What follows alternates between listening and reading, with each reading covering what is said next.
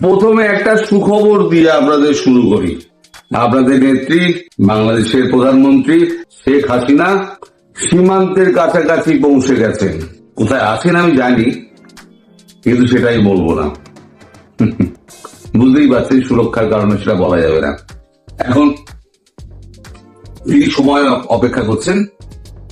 আপনারা যে দীর্ঘ সময় পার করেছেন, 7 মাস, 7.5 মাস, তার অন্তিম মুহূর্ত এসে উপস্থিত হয়েছে এবং আপনারা নিশ্চিন্ত থাকুন, কয়েকদিনের মধ্যে অবস্থা সম্পূর্ণ পরিবর্তন হবে এবং আপনারা দেখতে পাবেন যে একটা পরিবর্তিত বাংলাদেশ, যেখানে আবার সূর্যোদয় আবার নতুন করে হবে। এখন গতকালকে সেনাপ্রধান একটা মিটিং করেছেন, আজকে আবার একটা মিটিং হচ্ছে।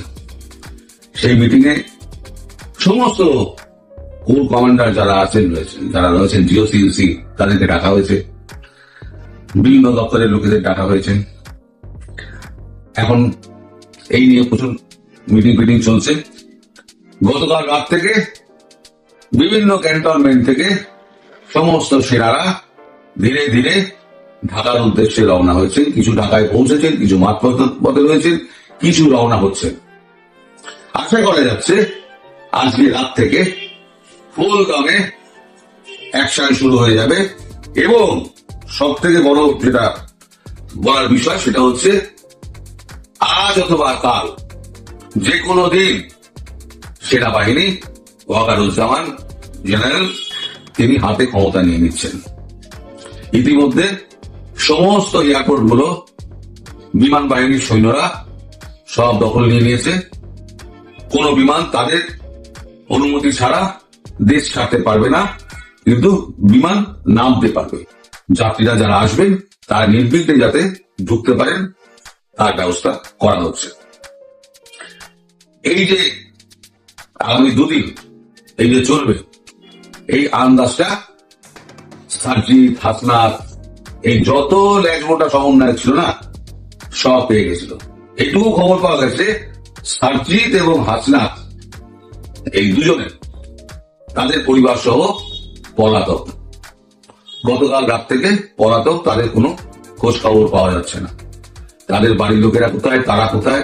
দেশ তো এইটুকু, দেশ ছেড়ে তো বেরোতে পারবে না। যেখানেই লুকিয়ে থাকুক সে ধরা পড়বেই, আর ধরা পড়লে কি হবে তা আপনারা অনুমানই করতে পারছেন। যাই হোক, এরপর শেখাকর্তা, আমি কেন বলছি এগুলো, যে শেখ হাসিনার প্রত্যাবর্তনটা কি করে হবে সেটা বুঝতে গেলে এই পথটা দিয়ে আপনাকে যেতে হবে। তবে আপনি বুঝবেন যে শেখ হাসিনা প্রধানমন্ত্রীর পদে পুনঃস্থাপিত হবেন কি করে। এই সমস্ত প্ল্যানটা কিন্তু চোখে দেওয়া আছে ইউএস এবং ভারতের। সেই প্ল্যান অনুযায়ী কাজকর্ম করছেন আমাদের ওয়াকারুজ্জামান। এবার সেনাবাহিনী হাতে ক্ষমতা নিলে সেনাপ্রধান ক্ষমতা হস্তান্তর করবেন কাকে? না, রাষ্ট্রপতিকে। রাষ্ট্রপতি তখন সরকারিভাবে তার ক্ষমতা বলে এমার্জেন্সি জারি করবেন। এমার্জেন্সি জারি করার পর তারপরেতে একটা আইন করে দিয়ে, বিশেষ আইন তার ক্ষমতা বলে তিনি প্রধানমন্ত্রী শেখ হাসিনাকে তার চেয়ারে বসিয়ে দেবেন। তার আগেও কতগুলো কাজ রয়েছে।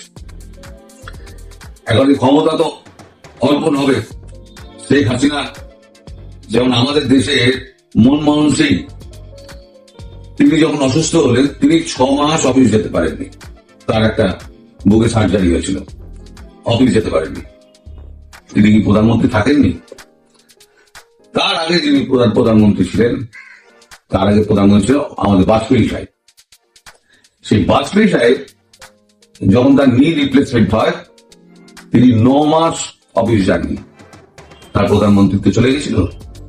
ভারতবর্ষ 140 কোটি দেশ, সেই দেশের প্রধানমন্ত্রী যদি ছুটি নিতে পারে, তাহলে শেখ হাসিনা প্রধানমন্ত্রী হিসেবে ছুটি পাবেন না কেন?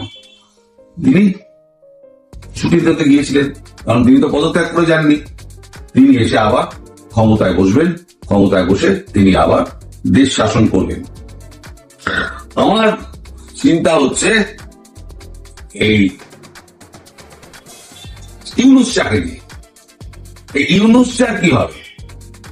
আপনারা জানেন, বহুদিন আগে থেকেই আমি বলে আসছি যে পলায়তি সহজীবতী, ইংলিশটা আপনি পালান, কিন্তু আমার কথা ইউনুসটা বুঝতে পারেননি। এবং তিনি যে দরবার করছেন ভারতবর্ষের কাছে যে একবার দেখা করার জন্য, সেটাই উনি পাবেন না মনে হচ্ছে পাবেন না।